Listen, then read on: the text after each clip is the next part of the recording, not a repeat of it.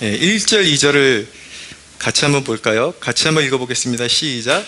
어떤 병자가 있으니 이는 마리아와 그 자매 마르다의 마을 베다니에 사는 나사로라.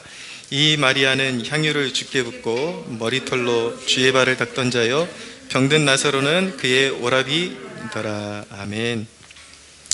네, 오늘 이제 11장에 들어서게 되면서 이제 주님이 부활의 주님이시다, 생명을 살리는 주님이시다라는데 이제 역점을 두고 어떤 사건이 하나가 전개되는데, 바로 나사로라는 사람이 이제 병들어서 죽게 되는 그런 사건이 일어나게 됩니다.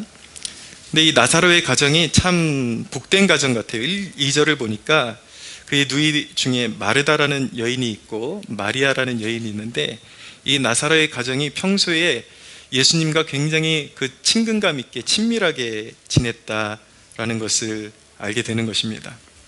예수님과의 친밀함이 왜 그렇게 중요한가? 매우 중요합니다.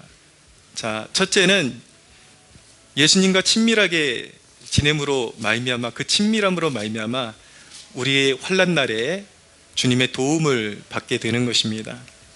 자, 사실 이 나사로가 병들고 이 죽음을 맞이하게 되는 이 사건에는 예수 그리스도가 생명의 주다라는 것을 만대에 증거하시기 위한 하나님의 뜻이 이 사건에 담겨 있습니다. 그래서 예수 그리스도가 생명의 주다라는 것을 만천하에 알리시기 위해서 그 대상으로 택함받은 사람이 누구냐면 바로 나사로였던 것입니다. 근데 오히려 나사로가 평소에 하나님 앞에 막 죄인이고 뭔가 많이 잘못했기 때문에 이 일이 생긴 것이 아니라, 오히려 오늘 본문을 보면 나사로가 평소에 주님과 친밀했기 때문에 그런 은총의 통로로 부름받았다라는 것을 알 수가 있게 되는 것입니다.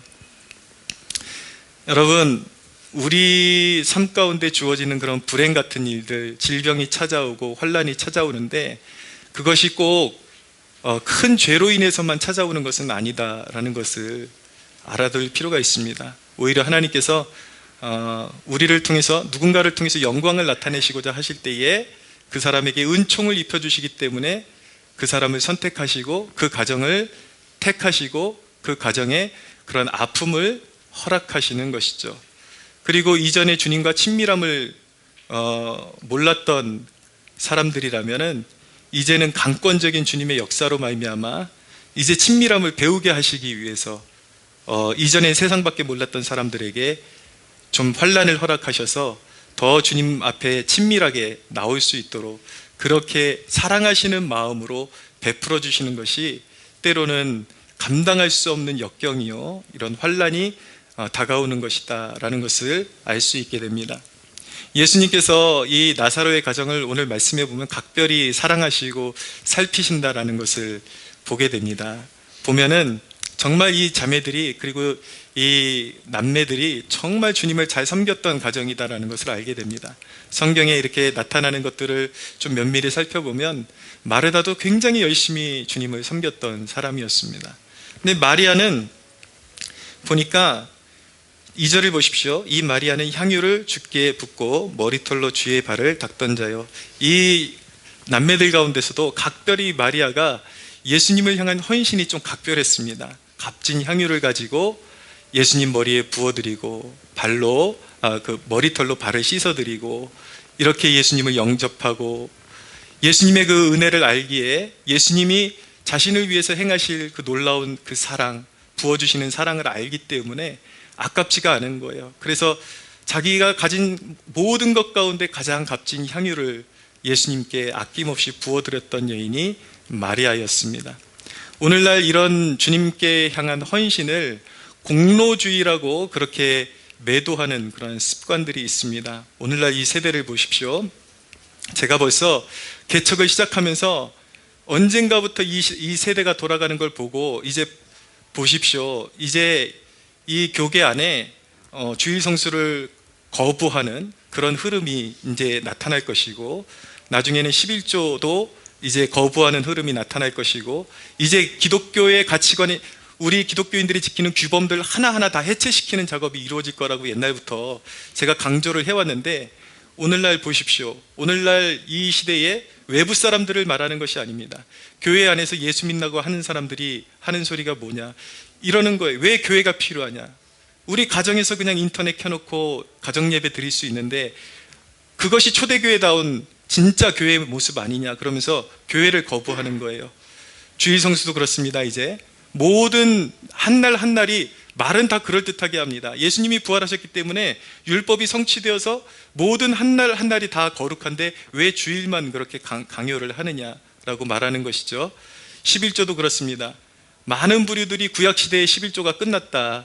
11조라는 것은 사실은 우리에게 주신 하나님의 은혜에 대한 보답이고 내 생명이 하나님께 속했다라는 증명이며, 그리고 하나님께서 이 땅에 세우신 몸된 교회를 지탱하는 그러한 도구로서, 통로로서 하나님께서 그런 제도를 마련하신 것인데, 이 세대가 가장 지금 허물기를 기뻐하는 것이 무엇입니까? 11조를 거부하는 것입니다. 예, 헌금을 거부하고, 예, 헌신을 말하면 하나님이 뭐가 필요한데 이러는 거예요. 하나님은 전능하신데 말은 다 그럴싸해요. 하나님을 섬기기 싫어하는 그 자신들의 악함을 가리기 위해서 신학을 요리조리 바꿔가면서 말장난을 하고 있는 것이죠. 여러분, 주일 성수도 다 무너져 갑니다. 교회의 개념도 해체되어 갑니다. 그리고 예배에 대한 개념도 해체되어 가고 11조도 해체되어 가고 헌신도 해체되어 갑니다. 이제 여러분, 이제 무엇이 이제 등장할 것 같습니까? 이미 등장했는데 약간 주춤한 게 하나 있긴 있거든요. 이제 조금 있으면 이제 믿는 가정에서도 조상 제사를 드려도 된다라는 아마 그런 주장이 더 적극적으로 나오기 시작할 것입니다. 그것이 무엇을 의미하는 것입니까? 완전히 기독교의 규범을 해체시키는 쪽으로 가는 것입니다. 여러분, 그림을 보십시오. 이것이 누가 기뻐하고 누가 좋아하는 그림이겠습니까? 이것이 하나님께서 하나님의 백성들에게 원하시는 그림이라고 감히 누가 말을 할 수가 있겠습니까? 여러분, 시대를 분별하고 깨어있는 저와 여러분들이 되시기를 바랍니다. 사람들이 그냥 이게 더 맞는 거야, 사람들이 왜 이런 흐름이 교회 안에서 자연스럽게 허용이 되었을까라는 제가 생각을 해보니까, 한때는 한국교회가 그런 표면적인 것에 너무 집중을 한 나머지 진짜 왜 주일 성수를 해야 되고 11조를 해야 되고 헌신을 해야 되지, 그 본 규범에 대한 본래의 의미를 잃어버리고 그냥 그것을 행하는 그 자체로 자기가 괜찮은 그리스도인이라고 생각하는 그러한 패단 때문에 이제 목회자들이 책을 읽고 그런 교회의 문제점을 이제 다스리다가 그 규범을 아예 빼버리고 마음이 중요한 것이다 쪽으로 강조를 하다 보니까 규범이 완전히 무너져가는, 그러나 그 배후에는 교회를 허물고자 하는 분명한 목적을 가진 그것이 어떤 세력이든 간에 어떤 세력의 그런 부추김과 선동적인 그런 노력에 의해서 이러한 작업이 이루어져 왔다라는 것을 우리는 알 수 있게 되는 것입니다. 그러나 여러분, 주님 앞에 헌신하는 것, 그것은 결코 공로주의가 아닌 것입니다. 우리가 그 큰 사랑을 받았기 때문에 주님 앞에 주님이 나의 전부이시고 주님과 나는 주님이시요 그리고 나는 하나님의 자녀라는 관계로 묶여있다는 것을 늘 사랑으로 확인하는, 그것이 바로 우리가 주님께 드리는 헌신이라는 사실을 꼭 기억하시기를 바랍니다. 여러분, 생각해 보십시오. 누군가가 나에게 조건 없이 헌신해 준다면 그 사람에 대해서 더 각별히 생각하는 것은 자연스러운 것입니다. 그것은 공로주의가 아니에요. 이것이 친밀함이라는 것이죠. 사랑하는 여러분, 아낌없이 주님을 위해서 여러분들의 모든 것을 헌신할 수 있는 복된 이 시대의 이 어두움 가운데 빛이 나는 성도들 되시기를 축복합니다. 왜 주님과 친밀함을 갖는 것이 중요한가? 주님을 그렇게 섬겨드릴 때에 주님께서 우리를 환난 날에 건져주시기를 기뻐하시기 때문인 것입니다. 아마 정신 차리지 못하고 살다가도 주님 도와주세요라 그러면 도와주실 거예요. 우리 주님은 인자하시니까. 그러나 오늘 말씀의 그 중심 의미를 아시겠습니까? 그냥 주님 떠나서 살던 영혼이 막바지에 가서 어쩔 수 없이 부르짖는 것과 내가 사랑하는 사람이 고난으로 들어갈 때 주님이 얼마나 그를 기억해 주시고 그가 주님 도와달라 그럴 때 그 친밀한 자녀들을 얼마나 보살펴 주실까요? 그 내용을 말씀드리고 있는 것입니다. 여러분들이 평소에 주님을 친밀하게 여기고 주님을 아깝지 않게 여러분들의 모든 삶의 그런 노력과 헌신으로 주님을 섬겨드릴 때에 여러분들이 인생에 만나게 되는 환난 날에 주님의 도우심이 신속하게 임하게 될 것을 믿으시기 바랍니다. 시편에 있는 말씀 좀 읽어드리겠습니다. 37편 3절 이하입니다. 여호와를 의뢰하고 선을 행하라. 여기서 선을 행하라는 것은 그냥 인간적인 선을 행하라는 것이 아니라 하나님의 영광을 위해서 헌신하라는 얘기예요. 섬기라는 것이죠. 자, 여호와를 의뢰하고 선을 행하라. 땅에 머무는 동안 그의 성실을 먹을거리로 삼을지어다. 또 여호와를 기뻐하라. 그가 내 마음의 소원을 내게 이루어 주시리로다. 평소에 주님을 친밀히 여기고 섬기고 주님의 영광을 위해서 섬길 줄 아는 사람, 그 사람의 기도를 기쁘게 들으시고 그의 길을 인도하신다. 그의 마음의 소원을 이루어 주신다라고 말씀하고 있는 것입니다. 시편 41편 1절에 3절은 이렇게 말씀합니다. 가난한 자를 보살피는 자에게 복이 있으며 재앙의 날에 여호와께서 그를 건지시리로다. 여호와께서 그를 지키사 살게 하시리니 그가 이 세상에서 복을 받을 것이라. 주여 그를 그 원수들의 뜻에 맡기지 마소서. 여호와께서 그를 병상에서 붙드시고 그가 누워있을 때마다 그의 병을 고치시나이다. 할렐루야. 아멘. 여러분, 주님의 마음으로 품고 주님의 마음으로 특별히 믿음의 권속들 가운데 복음을 증거하는 사람들 가운데 가난해진 사람들, 역경을 당하고 있는 사람들을 위해서, 그들을 위해서 주님의 이름으로 헌신하고, 또한 믿지 않는다 할지라도 주님의 마음으로 품고 어려움 당한 사람들에 대해 손을 펴고 그들에게 자비를 베풀 수 있다면, 하나님께서 약속을 주시는 것은 무엇이냐면 그 하나님의 자비로운 백성들이 병들 때에 그들의 병을 신속히 치료해 주시겠다라는 약속을 주고 계신 것입니다. 할렐루야. 아멘. 그러므로 여러분, 하나님의 그 전능하신 손길이 여러분들의 삶 가운데 일생 동안 떠나지 않는 축복이 있게 되기를 바랍니다. 정말 여러분들 마음을 다해서 주님을 섬기십시오. 그것이 여러분들의 환난 날에 도움이 될 것입니다. 두 번째로 주님과의 친밀함이 중요한 이유는 무엇이냐면 우리의 가장 약함까지도 하나님의 영광을 드러내는 도구로 사용해 주시기 때문인 것입니다. 자, 3절을 보십시오. 나사로가 병들었을 때에 이들의 반응이 먼저 어떠했는지 보시기 바랍니다. 3절 이에 그 누이들이 예수께 사람을 보내어 이르되 주여 보시옵소서, 사랑하시는 자가 병들어 있나이다 하니 라고 말씀하고 있습니다. 이 누이들이, 나사로의 누이들이 나사로가 병들었을 때 가장 먼저 한 일이 무엇이었습니까? 예수님께 사람을 보내서 도움을 구하는 일이었습니다. 여러분들은 인생의 환난이 다가올 때 누구의 도움을 가장 먼저 구하십니까? 여러분들이 하나님의 자녀들이라면 하나님을 가장 친밀하게 여기고 예수 그리스도를 친밀하게 여기고 그분이 여러분들의 생사화복을 하신다라는 그 믿음을 가지고 예수께로 달려가야 함을 믿으시기 바랍니다. 예. 결국 막 마음만 성급해가지고 세상에 있는 것들 다 수소문해봤자 결국 여러분들을 도와주실 수 있는 분은 예수님밖에 없다라는 사실을 기억해야 하는 것입니다. 이 누이들이 사람을 보내서 도움을 청하면서 했던 말이 무엇이냐면 3절 말미에 보십시오. 주여 보시옵소서, 사랑하시는 자가 병들었나이다 라고 그렇게 고백했습니다. 예, 여러분들 이렇게 고백할 수 있겠습니까? 내가 병들었을 때에, 내 식구가 병들었을 때에 주님이 정말 사랑하시던 이 사람이 병들었습니다, 주님이 사랑하시던 내가 병들었습니다 라고 고백할 수 있겠습니까? 여러분들이 한 가지 분명히 기억해야 하는 것은 무엇이냐면 주님의 성도들은 모두가 주님의 사랑받는 자녀들임을 믿으시기 바랍니다. 성경은요, 의인의 간구는 역사하는 힘이 있다라고 말씀하고 있어요. 의인의 기도를 하나님께서 기뻐하시고 신속히 응답하신다라고 말씀하고 있습니다. 그러나 여러분, 누가 의인인지 아십니까? 예, 신학적으로 탁월한 사람이 의인일까요? 아니면 도덕적으로 딱 칼 같은 잣대를 가지고 다른 사람들을 험하게 평가할 줄 아는 사람이 의인일까요? 성경이 말씀하는 의인은 주님과 친밀한 사람을 의인이라 그러는 것입니다. 내가 가진 것은 죄밖에 없지만 주님이 날 사랑하십니다. 주님이 날 위해 죽으셨고 날 위해 모든 것을 주셨습니다. 그 아름다운 그 관계 속에 있는 사람이 의인임을 믿으시길 바랍니다.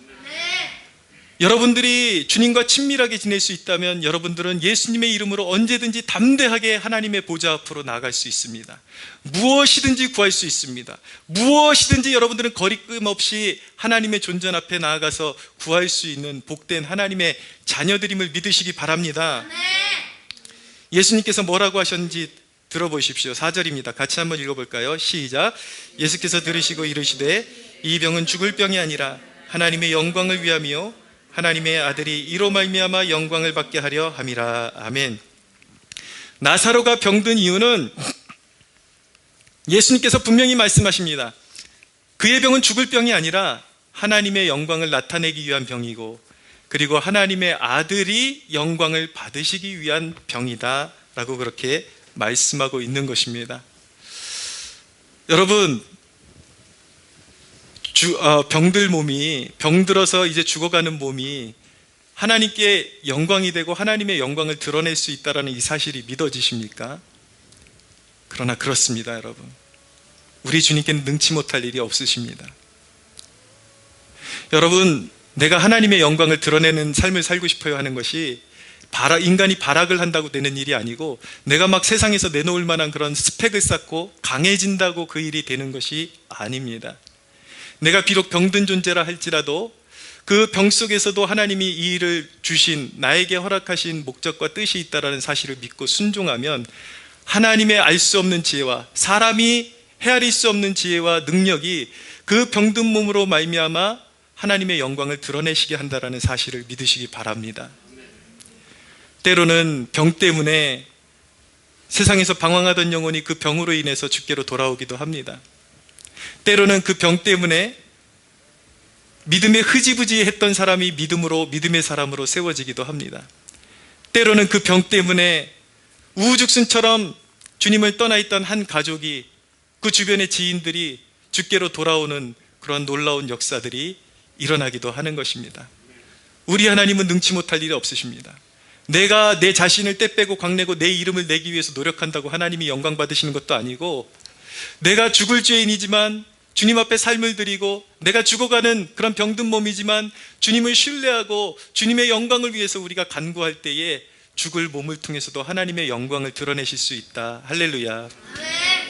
그래서 여러분, 저는 소원하는데 저는 주님과 더 친밀해지기를 소원합니다. 왜냐하면 우리 주님은 약할 때 강함 되시는 주님이시기 때문인 것입니다. 저는 제가 성공할 때 제 뒤에 계신 하나님의 영광을 사람들이 볼 수 있게 되기를 원합니다.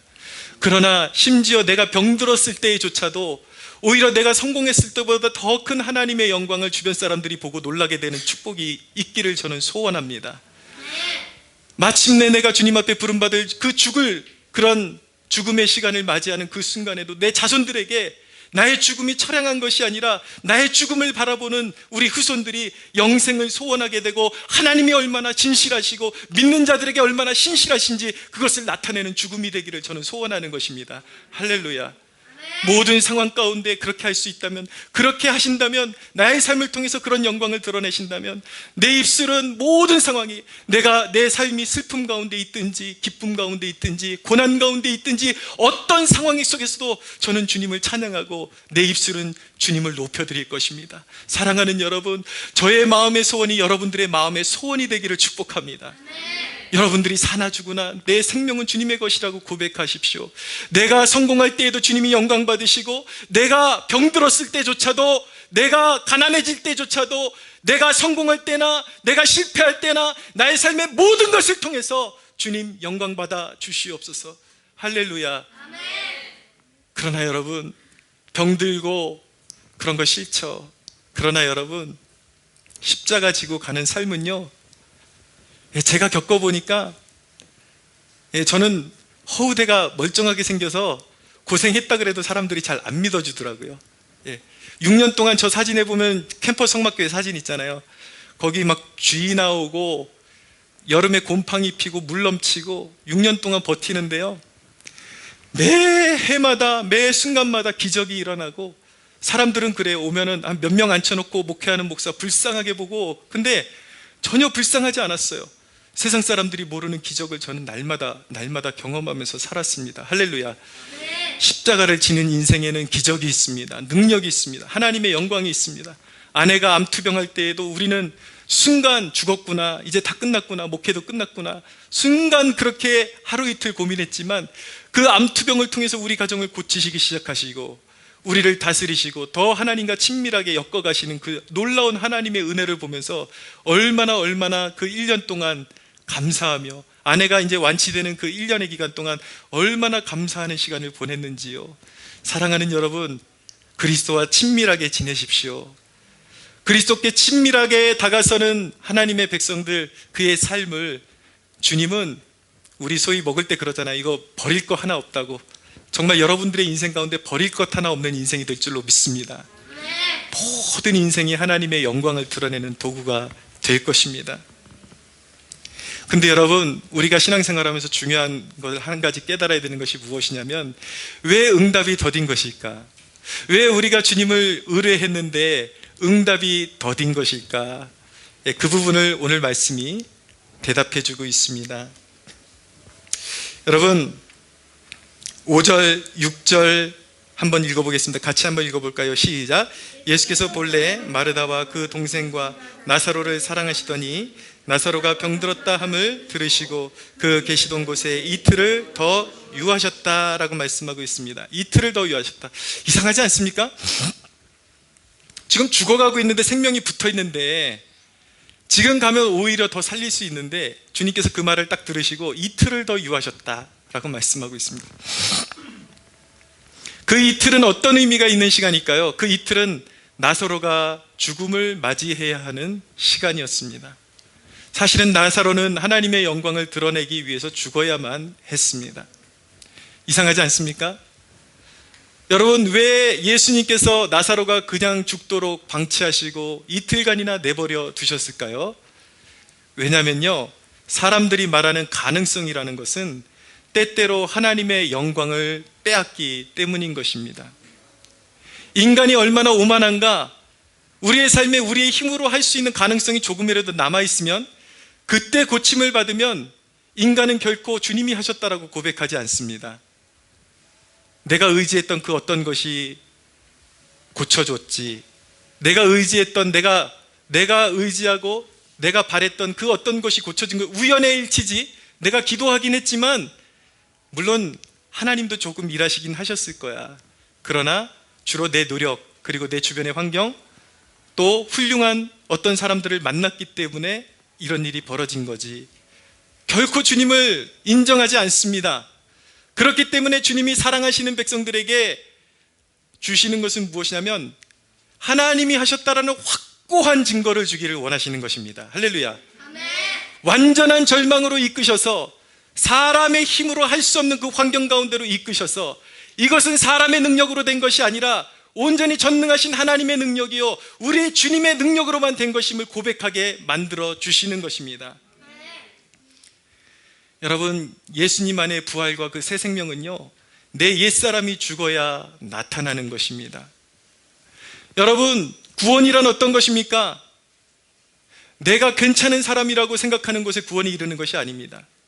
나는 하나님 앞에 순종할래야 순종할 수 없는 죄인이고, 내가 생각하는 것 머리끝부터 발끝까지 늘 죄악을 생각하고 죄악을 즐겨 먹고 죄악된 행위를 하고, 내가 행복을 추구해봤지만 내 힘으로 할 수 없다라는 것을 깨닫고, 내 힘으로 살아가던 내 옛사람은 하나님 앞에서 아무것도 아니구나, 내가 죽어야 하는구나, 내가 새 생명을 입기 위해서는 죽어야 하는구나, 그것을 깨닫고 나를 포기하고 내 옛사람을 벗어버리고 이제는 나는 안 됩니다. 주님, 영원토록 내 죄 가운데 심판받을 수밖에 없는 죄악된 내 자신을 주님 앞에 내려놓고 이제는 내가 죄인임을 고백하며 주님 앞에 나가오니 주여 내 삶을 만져주시고 다스려 주옵소서. 할렐루야. 이것이 구원인 것입니다. 예수님이 부활이시요, 예수님이 새 생명이시요, 예수님이 우리에게 새로운 삶의 기회를 주시는 분이심을 알게 하시기 위해서 우리의 옛사람이 죽도록 내버려 두시는 것입니다. 사랑하는 여러분, 그리스도의 통치와 그리스도의 능력을 보고 싶으십니까? 여러분들이 추구하던 세상의 모든 세상적인 관념들, 세상적인 생각들, 여러분들이 의지하던 그 모든 것들을 주님 발 앞에 내려놓을 수 있는 여러분들 되시기를 바랍니다. 주님은 일하십니다. 여기 또 한 가지 중요한 메시지가 있습니다. 무엇이냐면 응답이 미루어지는 것 같지만 응답은 이미 시작되었다라는 것입니다. 보십시오. 7절을 보십시오. 같이 한번 읽어볼까요? 시작. 그 후에 제자들에게 이르시되 유대로 다시 가자. 아멘. 제자들에게 이제 나사로가 있는 곳으로 가자라고 말씀하시는 것입니다. 이틀을 더 유하셨지만 주님의 유대로 가는 계획은 이미 그들의 간구를 들으시는 그 시점부터, 아니요, 이미 나사로가 병들기 이전부터 그를 통해서 하나님의 영광을 드러내리라는 계획을 가지고 그 가정에 그 일을 허락하신 것입니다. 할렐루야. 근데 그들이 주님 앞에 나와서 도와달라고 부르짖었을 때에 주님은 이제 비로소 응답하시기로 결정하시고 이제는 유대로 올라가시기로 뜻을 정하십니다. 자, 여기서 유의해 볼 점이 또 있는데 8절에서 10절 같이 한번 읽어볼까요? 시작. 제자들이 말하되 라삐어 방금도 유대인들이 돌로 치려 하였는데 또 그리로 가시려 하나이까? 예수께서 대답하시되 낮이 12시간이 아니냐? 사람이 낮에 다니면 세상의 빛을 봄으로 실족하지 아니하고 밤에 다니면 빛이 그 사람 안에 없는 거로 실족하느니라. 아멘. 여러분, 이 말씀이 무슨 뜻일까요? 예수님의 제자들은 어디에 포커스를 맞췄냐면, 예수님, 지금 유대 땅에는 예수님을 얼마 전에도 돌로 치려 했던 사람들이 극성을 부리고 있는데, 도사리고 있는데 왜 지금 올라가시려고 하십니까? 라고 하는 것이죠. 예수님의 제자들은 도사리고 있는 위험에 더 포커스를 맞췄습니다. 그러나 예수님은 말씀하십니다. 이 본문이 여러분들에게 좀 헷갈리게 다가올 거예요. 좀 뜻을 이해하기가 어렵게 다가오겠지만 이렇게 이해하시면 됩니다. 내가 곧 세상의 빛이니 나와 함께 다니는 동안에는 결코 어둠 가운데 다니지 아니할 것이다. 실족하지 아니할 것이다. 할렐루야. 우리 그리스도인의 삶의 포커스는, 역점은 어디에 있는 것입니까? 지금 세상이 위험하다, 안 된다, 지금 기회가 안 됐다, 거기에 역점을 두어야 되는 것이 아니라 내가 사명을 감당하는 살아있는 날 동안에 주님이 나와 함께 하신다면 내가 안전하리라는 그 믿음을 가지고 하루하루를 살아가는 것입니다. 할렐루야. 오늘날 한국교회가 들어야 하는 말씀이라고 생각합니다. 그 코로나, 그 감기만도 못한 거, 살아 한번 피하겠다고 예배까지 다 포기하고, 이게 도대체 뭐 하는 짓들입니까? 이 설교를 듣는 여러분들, 이 안에 있는 사람들 뿐만 아니라 혹시라도 제 영상을 보는 사람들이 있다면 양심에 손을 얹고 대답해 보시겠습니까? 여러분들 주위에 코로나 때문에 죽어나간 사람 몇 명입니까? 여러분들의 주위에 코로나 때문에 쓰러진 사람 몇 명입니까? 오늘날 이 세대가 이렇게 부패하고 악하게 감기만도 못한, 독감받아도 못한 이런 질병 하나 때문에 여러분, 하나님 앞에서 차라리 조금 아프고 낫는 것이 낫지 않을까요? 조금 열나고 조금 아프고 지나가는 것이 더 낫지 않겠습니까? 벌써 1년째 예배를 포기하고 하나님의 영광을 도둑질하는 이 세대, 여러분, 이 세대가 하나님께 받을 것이 과연 칭찬이겠습니까? 심판이겠습니까? 그러나 여러분, 이 세대는 저는 심판의 길로 들어섰다고 생각합니다. 그러나 여러분, 우리가 해야 될 일은 무엇인가? 이 세대를 위해서 울부짖어야 할 줄로 믿습니다. 우리가 그보다 더 의로운 것은 없습니다. 단순히 예배드린다라는 것이 의로운 것은 아닙니다. 여러분, 남들이 하지 못하는 것 조금 더 한다고 의로운 것은 아닙니다. 여러분, 주님과 친밀하십니까? 나 술, 담배 안 해요.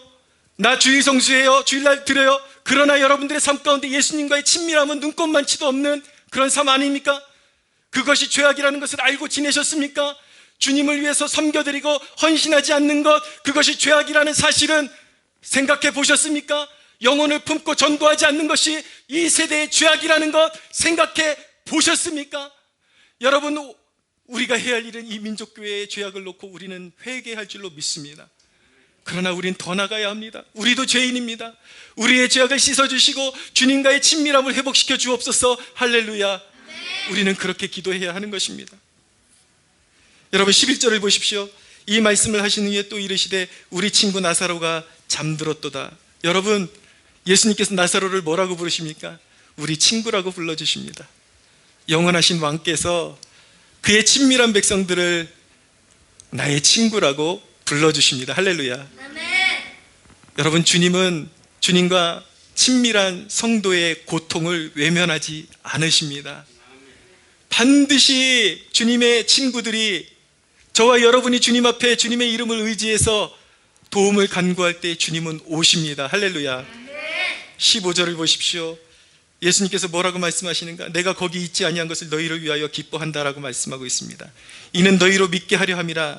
그러나 그에게로 가자라고 말씀하십니다. 무슨 말씀입니까? 예수님께서 제때에 도착하지 못한 것이 예수님께서 환경에 끌려다니기 때문에, 능력이 없어서 실수로 기회를 놓쳤기 때문에 거기 없는 것이 아니라는 거예요. 내가 거기 없는 것을 기뻐하노라. 왜냐하면 그래야 하나님의 영광이 나타나기 때문인 것입니다. 주님은 왕이십니다. 통치자이십니다. 주님은 환경에 끌려다니시는 분이 아니라 환경을 통치하십니다. 할렐루야. 주님은 제때에 나사로에게 가실 것입니다. 인간의 눈에 보기엔 늦은 것이 아니라 하나님의 때에 가장 정확한 것입니다. 할렐루야. 사랑하는 여러분, 더딜지라도 부활의 주님은 오십니다. 할렐루야. 여러분들의 슬픔이 기쁨으로 바뀔 것입니다. 여러분들의 의심이 믿음으로 바뀔 것입니다.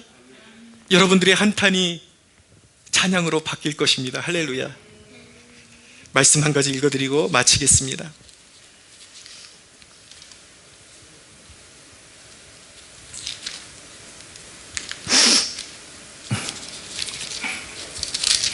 요엘서 2장 27절입니다. 잘 들어보십시오. 그런즉 내가 이스라엘 가운데 있어 너희 하나님 여호와가 되고 다른 이가 없는 줄을 너희가 알 것이라.